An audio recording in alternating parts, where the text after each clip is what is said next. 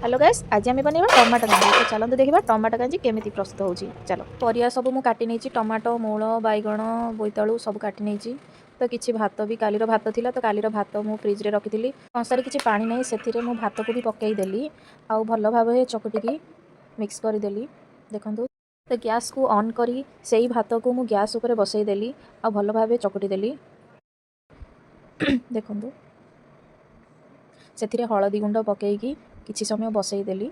ए कौन कौन पड़ो देखूँ, मेसिया पत्र, आंबुल, कंचा लंका और पंचफुटण आ सुखिला मरच को भी नहीं से मूला पकईदेली आ बाकी सब परिया को भी मु पकईदेली।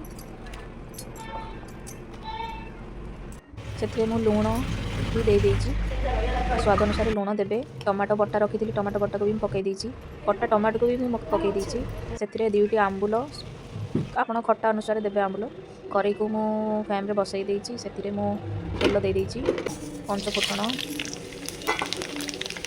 कंचा लंका को भी मु पकई देछि, से रसुण कुटी थिबा रसुण को भी मु पकई देछि। पकईकी सब मिक्स करके घांटी देली। से मु भुसंग पत्र को भी पकई देछि, पकईकी मिक्स कर देछि।